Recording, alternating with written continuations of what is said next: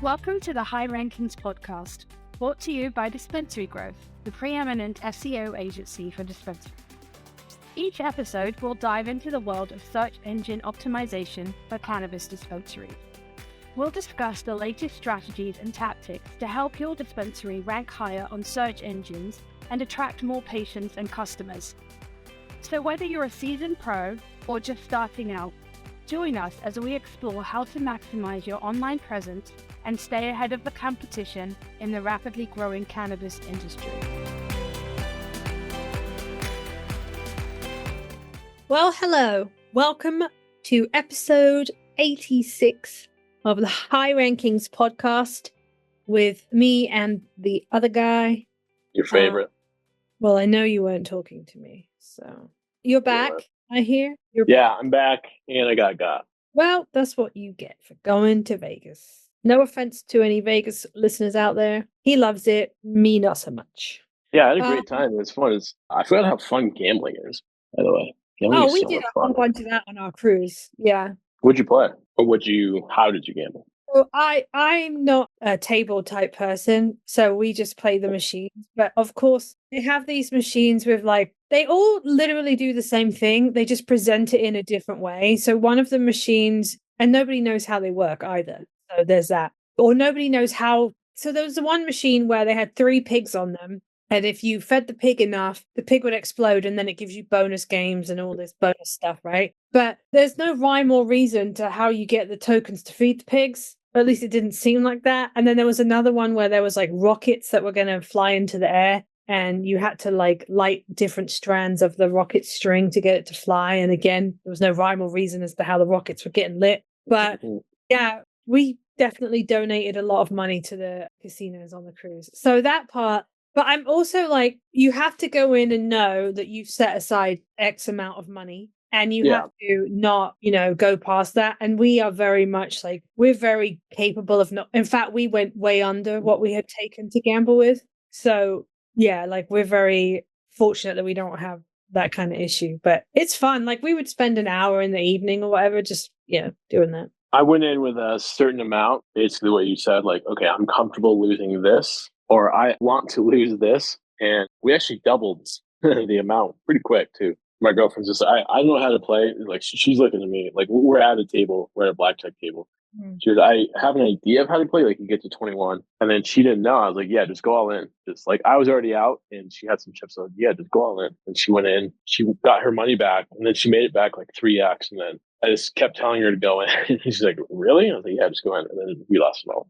So if you work that into the budget of your trip, right, then it's part of the budget of your trip. So yeah, it wasn't the end of the world. Yeah, exactly. We had spending money, and on the boat I bought some perfume because I think it was buy 2 get 1 free or something. Did I buy 2 or 3? I bought 3. So but it was all in the budget of the trip. It's when you start going over that it becomes a problem, Yeah. Yeah. And it's very easy. It's also a lot of fun. But yeah, we did that. That was actually literally right before we were leaving to head to the airport back here to Denver. Just hopped on the table real quick.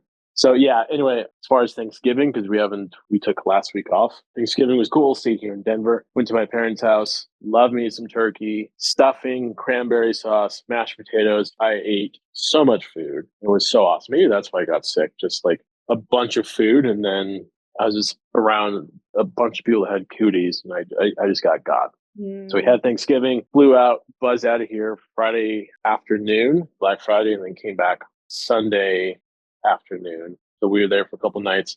First night, we saw Blue Man Group, which is pretty badass. Second night, we declined going to the hockey game, Golden Knights game, and we went to Cirque du Soleil instead.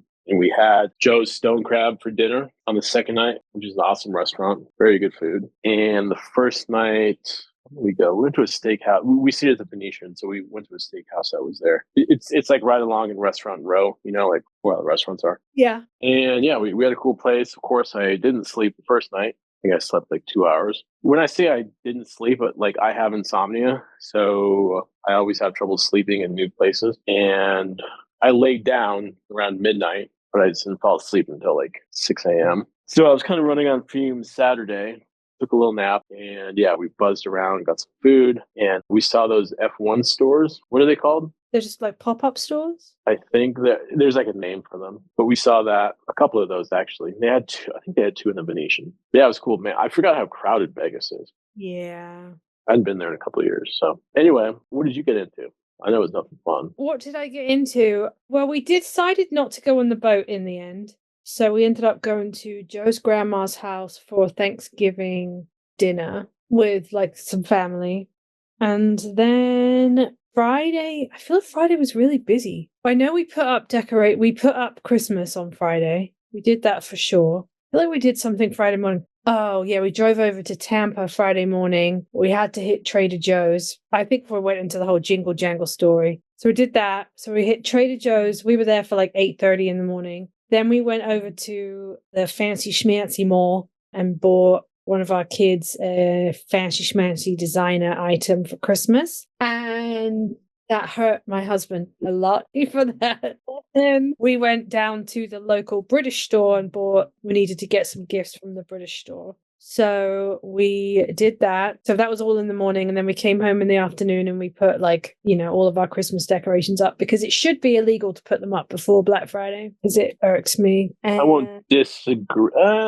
Before Black Friday. Yeah, that's fair. I won't disagree with that. Yeah. So all of our Christmas stuff's up. And I have a bunch of Christmas cards. I have some of the gifts. And I don't know what it is. I need to get my ass together and start writing and sending out Christmas cards. And if I have, a gift for somebody that needs to be mailed, I just need to get it done, But why I haven't, I don't. Yeah. I ordered one of your gifts the other day. Which one? What do you mean which one? You said one of them. Why would I tell you which one? I don't know. Anyway, No? I'm not going to tell you. No. Whatever. Anyway, it's funny. Mm-hmm. We'll see. We got a couple cool things from Vegas. Short flight too. Hour and a half. Ooh, 2 hours there. How much of the F1, outside of the paddock, which I know stays, was there a lot of leftover stuff from the F1 race or no? There's some stuff at the F1 store, like hoodies, hats. The quality wasn't that great. It was kind of disappointing.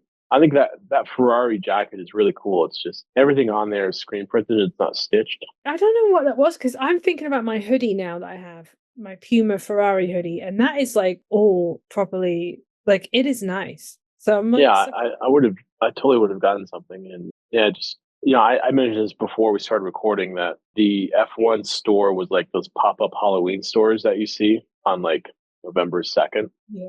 Everything's just ran through. There's shit all over the floors. There's one employee just ripping a dart at the desk, doesn't even care. That's kind of not that extreme, but that's kind of what it was like. You could tell all the good stuff was gone. But we did go to the McLaren store, which is pretty cool. They had 2 McLarens in there. That was at the Win. That was pretty cool. I think there was a blue one. No. What color is McLaren? Did you say? Papaya. Yeah, that's an orangish, right? It's basically orange, but they call it papaya. It's their color. Their shade. Yeah. We did see one of those there. That was pretty cool. And then, that was it. Yeah. You sent me a picture of a teal type McLaren. Not when we're talking about McLarens, we're not talking about F1 McLarens. So we're not talking about an F1 car. We're talking about the McLaren road cars, just to be clear. Civilian car. You did. Very rich civilian car. You did send me a picture of a teal one. A teal McLaren. I remember that one. Yeah. That was pretty cool. But its calipers were the papaya. Oh, okay. Oh, that's cool. I don't remember that. We just didn't notice it or look. When you were in there, perchance, happened to buy me a Lando Norris helmet? Because there's some in the picture with the McLaren road car that I'm looking at. Absolutely not. That's a shame. No. What? In fact, I just kind of, my girlfriend's like, so what are you getting at Kaz? And I was like, who is that? That sucks because first of all, you're lying. Second of all, your girlfriend likes me. And third of all, she also likes McLaren. So I know she wouldn't have let you get away with not buying me anything. Anyway, the answer is no. And then I got sick. I don't know how, where, I don't know. There's people gambling around us. I don't know. I just got. Well, you're in a very peoply place. What do you think? Yeah, I don't know. I get poopy pants when I get sick, so. We are aware. So yeah. Other than buying me something fancy from the McLaren store, have you done any of your Christmas shopping? No, not really. I've been looking around. Mm. I've been getting ideas, but no, I haven't. I do have a list, but no, I have not. Well, yeah, you probably have.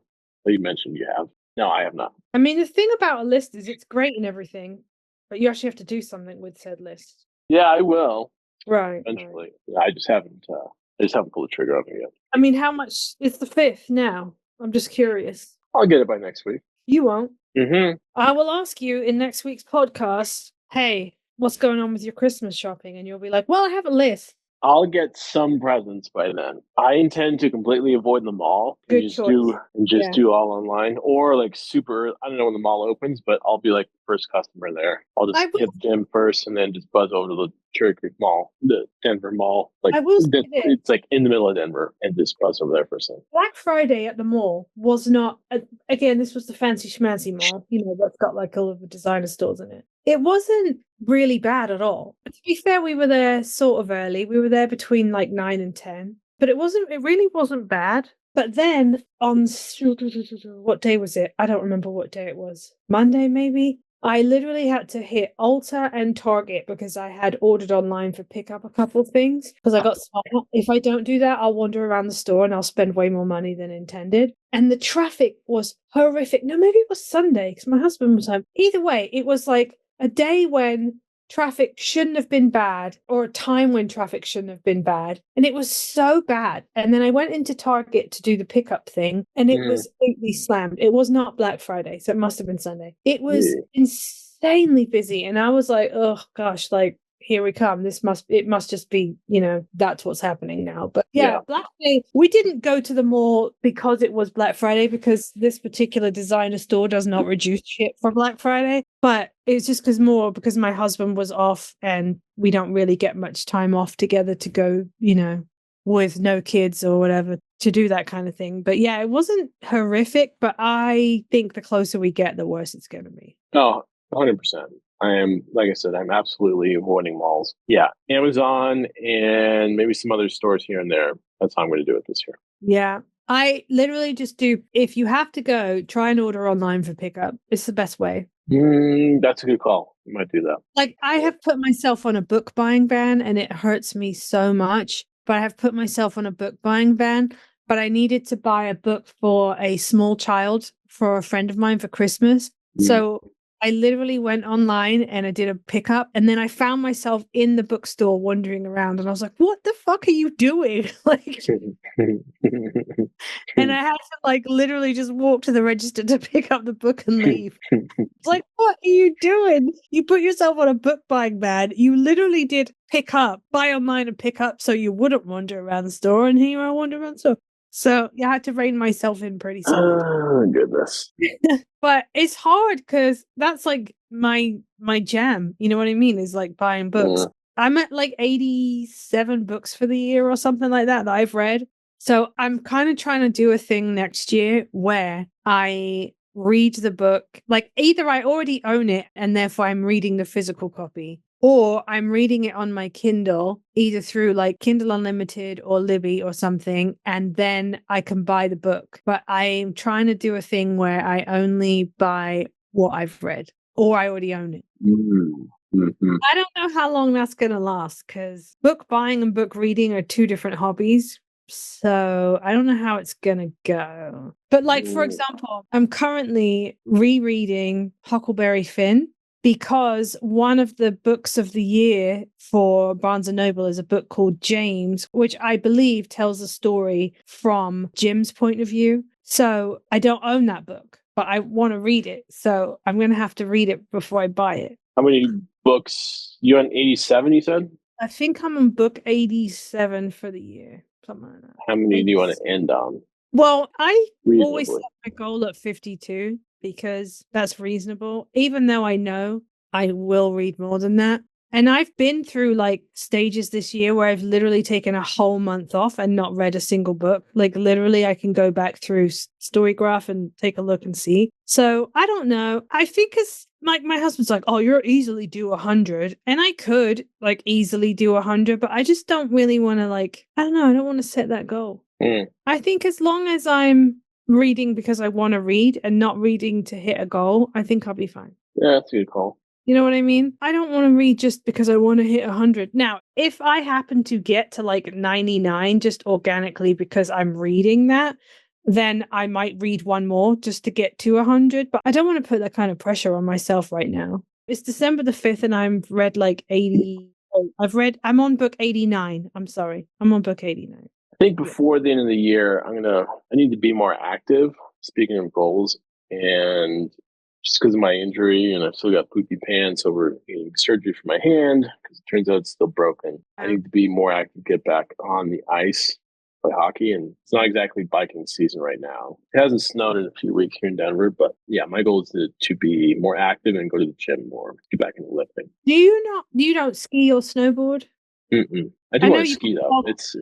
It's fun, and going to the mountains is fun. Yeah. Getting a cabin. If you ever come to Denver again, which you probably won't, if you ever come to Denver again, you visit a mountain town and see the cool condos here. By here, I mean in the mountains. Oh, yeah. Well, F1 season ends this weekend, and I'm very, very sad about that. But that will free up some time for me to read more. So, well, Abu Dhabi, and it's the last race of the season, and the Constructors' Championship comes down to this race between Ferrari and McLaren. And yeah, so that's happening this weekend. We'll be well into the Christmas season. I'm like having dinner with a friend this weekend. Like, I think it's like the first of like the Christmassy things, you know? So, and my husband's work Christmas thing is next week. So it's all starting to like happen now, you know? Yeah. Best time of year, I think. It's my holiday parties. Yeah. Anyway, what are about things that we're here to talk about? Yeah, what are we talking about? Well, this week on episode 86, we are going to be talking about local SEO, which I know you're like, we've talked about that before, but we're actually going to take a more advanced like look at local SEO and give you some more ideas on things that you can do past the obvious ones to get more neighbors. Well, yeah, neighbors, I guess, but get more customers from not just your city specifically, but also like neighboring areas. And I think this applies more so to places like Denver, for example, where you can reach out into the suburbs. Like I know you had mentioned earlier an area called like Cherry Creek. So if you were specifically targeting like a Denver dispensaries in Denver, you can also do some local SEO techniques where you're hitting neighboring suburbs or neighboring cities to also attract those people. Because, you know, it's not Cherry Creek is an area of Denver. It's not Denver proper. And also like Tampa, which is close to where I am. You have Tampa proper, but you have areas like South Tampa, West Chase, Riverview, those kind of areas where they're close enough where you can actually get customers that you can attract them to your dispensary, but they wouldn't necessarily specifically hit that particular like downtown Tampa area or whatever. So that's what we're going to be going over in today's podcast. So it's basically expanding your net to capture customers. So like I'm in Denver proper. So like, is it possible to rank in Boulder, Arvada, Colorado Springs, Castle Rock, Golden? But it only makes sense if it makes sense to do that. And what I mean by that is nobody's going to drive from Colorado Springs. If they live in Colorado Springs, they're not going to drive to Denver proper just to come to your dispensary. It's not happening because there's a million other dispensaries between here and there, right? So you've got to pick areas where it actually makes sense. So like you need to like identify what your service area is and also look at whether you could expand that service area, whether that is opening another location in, for example, Colorado Springs or, you know, somewhere else in that area, whether that's a viable option for you. And if it is, great. Or alternative options would be, for example, what's typically your catchment area if you're just like a one location dispensary, right? Typically, what's your catchment area? Like reasonably, how far would somebody walk, drive, take a bus, whatever, to get to your dispensary? How could you potentially expand a service area without opening a new location? Well, there's some states where you can deliver marijuana products, right? So maybe look at your delivery area. Maybe you can expand your service area by expanding your delivery area and then hit other catchment areas within that. So there's different ways of looking at it, but it has to make sense, you know, in order to do that. And from an SEO perspective, I think a good way of doing this, and of course, I'm going to ask you how you could do this, but with a GMB, if you go into edit profile And then if you scroll down, it says service area. You can plug in nearby cities there. And that, if you have in your business category, it should be cannabis store as the primary. Mm-hmm. And then you can scroll down to service area and input neighboring cities. That's a good way to potentially show in organic results to neighboring areas. So there's a quick tactic there. What's another tactic to potentially show up in neighboring cities? You mean outside of your website? I mean, your website is going to be, you could create pages for those neighboring cities on your website. And again, it's got to be close enough that it makes sense, right? So we always push about having location pages on your website. So you'd have like state and then you'd have city, but you could also do neighboring pages, neighboring city pages, and then obviously point that to your actual city page and then your state page, like a little, almost like a silo of pointing those pages to you. So that would be another way. And then, I don't know, you could throw in a MapQuest of directions from ABC city to your destination city, frequently asked questions, that kind of thing. Literally create a whole page for your neighboring cities, keyword research on that. So obviously you could start ranking there. Yeah. And just to be sure that and you're right with those neighboring city pages, as long as they're not doorway pages, which Google does not like at all. So make sure there's quality content on them, making sure there's like, maybe on that city page, your neighboring city page, have like your loyalty rewards, have that like set up on there. And then maybe listing, what's in that neighboring city, maybe lakes or parks or unique city elements that are unique to that city, have that in that city page. So, it signals to Google, what this page is about, the neighboring city, and what is in that content, and have it be useful too. That's probably the biggest factor. And then you can drive your local citations and links to that. Yeah, you literally treat it as if you would treat a state page or the city page of where your dispensary is, in terms of like the quality of the content that goes on the page. Right? Yeah, it's got to be good. It can't be a doorway page, because that is. It has to be like informational, or like it has to serve a purpose. You can't just shove a page on there to shove a page on there, obviously. And the point is that you're trying to attract people from a little further away, but not too far away where it's not going to make sense. So you're not going to do that if they click on that page and there's absolutely nothing of any use on that page for them. So don't waste your time, don't waste their time. And like you said, like it. So, and also the other good thing when you do like pages like nearby city pages is you can utilize that for other aspects of your SEO. For example, we talk about GMBs, right? We talk about you need to get as many reviews as you can on your GMB. You want to get mentioned in like the local press, obviously for your citations. So the more widespread that you can do with nearby cities, the more options you have for like local press, which then would lead to obviously more reputable and good quality backlink citations. So all of those things add up. All of those things increase the authority of your website, and all of those will increase where you sit on the SERP results.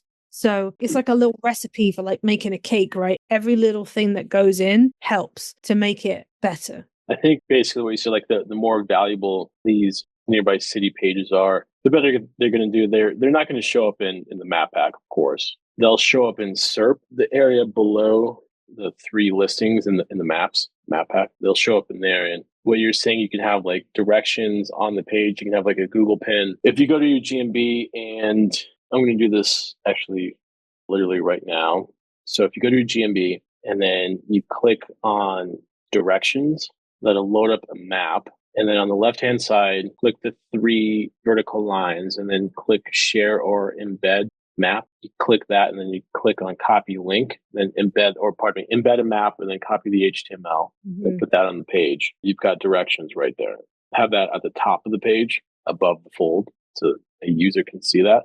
That's a pretty effective way in terms of valuable content to get that across your potential customer, because they're probably not going to drive a couple hours unless you're in like Michigan and they're in Ohio or like a major neighboring city. Yeah, but also familiarity. If your name is in their head and they live in Colorado Springs, but they're in Denver proper for a football game. Is there a football team in Denver proper? Yeah, the Broncos, right? If they're in Denver for a game for whatever reason, that they're familiar with your name. Your name's in their head, and they're like, oh, now that we're in Denver for a Broncos game, why don't we go check out blah blah, dispensary? I've seen them online. Their stuff looks good, So again, there was an interesting point made. I was watching a video the other day, and this guy made a really interesting point. It wasn't actually pertaining to the point he made is not the point I'm about to make. Let me say it this way. I just thought about what he said, and I was like, oh, you know what? The thing about city pages for dispensaries is that they're actually more effective in terms of like, if you do good SEO on them, right? In quality SEO, and you're getting onto the map pack and you're ranking high,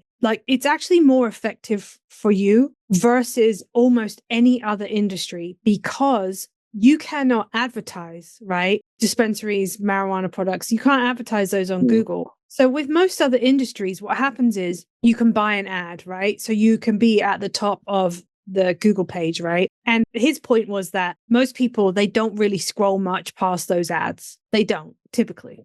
Sponsored ads of the page, they typically don't scroll much past those ads. Not that people don't, but typically they don't. The thing about dispensaries is there are no ads, right? So the better that you are at your SEO, the higher you're going to scroll up, the higher you're going to appear.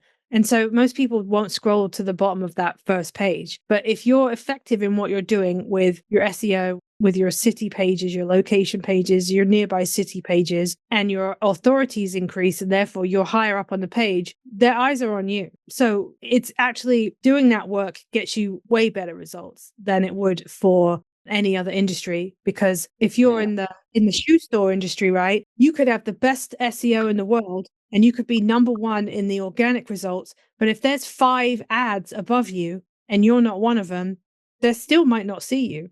Right. Pay-per-click and then local service ads. Yeah. But there's none of that. That's very, very valuable real estate. The map pack for dispensaries. 100%. Yeah, that's oceanfront property. You're not fighting anyone else except your direct local competition. You're not fighting an ad. Right. And these local city pages have, we've tested these. These do work. Geo-targeting images work for your GMB. It's more effective, obviously. Like if your GMB says your physical address is in Denver and you're trying to geotag images in Colorado Springs, it's probably not going to work. But you should geotag more for your specific city that you're in. You can go to the URL is tool.geoimgr.com. And then you can, the tool is pretty easy it's pretty self-explanatory. Just save the image, use the keyword dispensary near me, and then like 2 other keywords with high volume in your area, and just upload those. But I would say one of the best ways to do that, because there's only so much of a radius, depending on where the user or customer, I should say, searches from. There's only so much of a radius that, you can't really do a whole lot with. But these ideas that we're explaining will definitely help in that. And those local city pages, nearby pages, pardon me, that's a pretty good way of doing it. And then link that to your menu. It can be pretty effective. Yeah, I would definitely agree. I think that the geotagging thing, you can have pretty effective SEO, don't get me wrong, and without geotagging those images. But I just think like you have your chocolate cake, right? And that geotagging of those images when it comes to the map pack and organic results, I just think it's like that icing on the cake, because you're just doing another layer that some people probably haven't even considered to do. So anytime you do that, it puts you ahead of your competition, anytime you can do that. Yeah, and as we record in early December, whatever you can do to outpace your competition, kind of win that tug of war game with local customers, anything you can do to not only get to the top but stay at the top is super valuable. Yeah, and not only do you want to get to the top, you got to stay at the top. So how do you determine, this is why I asked about tracking and data and all that. We were actually just kind of reviewing this before you hopped on. How do you determine if all of these efforts are working? Like what tools can you use? Well, the same tools that we always talk about. So any type of tracking tool. So Google Analytics, Google Search Console. You can check SEMrush if you have access to that. Also, probably whatever you're using for your e-commerce on your website, and you can track increases in sales. So yeah, unless there's something, like GMBs, it's definitely important to look at GMB KPIs. If you go to your GMB and then click on the button that says performance, and then you can do like month over month or year over year respective to the month, and UTM tags as well. So putting UTM tags on your city pages and then looking at that campaign in Google Analytics, that's effective. And we've seen some QR codes, but UTM codes way more effective. You can monitor local search, and SEMrush does help with like position changes. That absolutely helps. But you find UTM tags just for like each, like if you have 5 different locations, you should have UTM tags, a unique tag on each location. So you can say like tag 1 and then tag 2, tag 3. And then you want to see the performance of tag 1 versus tag 3. You can just see that in Google Analytics. So that's pretty important. Yeah. And just monitor, test, play with the title tags and meta descriptions for click-through rate, do a bunch of testing on that, and really just optimize those, use keywords in that and the right keywords, optimize tests, really just iterate, I think is what I'm saying. Optimize test. That's iteration, right? Optimize test, optimize test, optimize test. Just iterating. Just doing the same. And that's really what SEO is. But that's the way to do it. That's the way to track it. Yeah. I mean, that's more your nerdy thing than mine. Obviously, I know how to do it, but in terms of how to take a deep dive, we'd probably have to, use your nerd brain for that, because I know. I think that's about it, huh?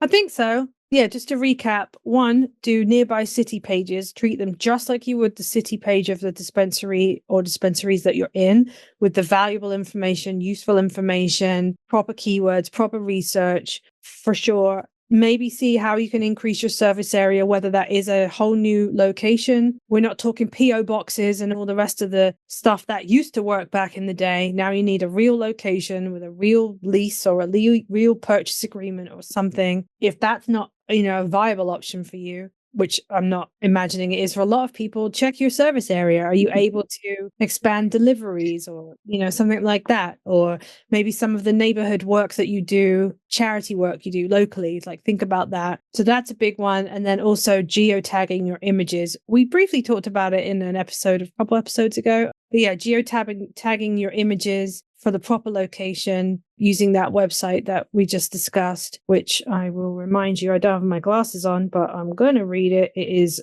tool.geo-imgr.com. And then hopefully these advanced strategies will help, lift you higher onto the map pack and higher up onto the SERP pages. Get more customers. That's the name of the game. More customers, more money. Yeah, I think we covered it.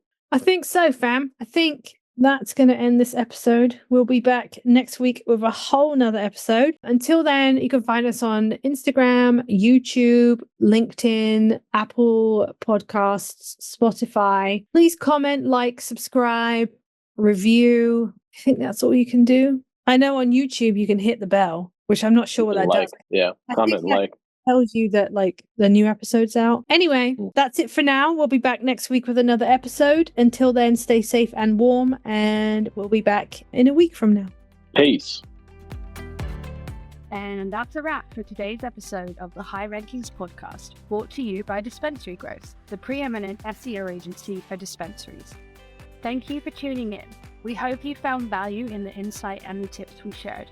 If you did, please hit that subscribe button. And if you're feeling super generous, we would love it if you left us a review. If there's a specific topic you'd like us to cover in a future episode, or if you have any questions, you can go ahead and find us on LinkedIn or YouTube. We'll see you next time.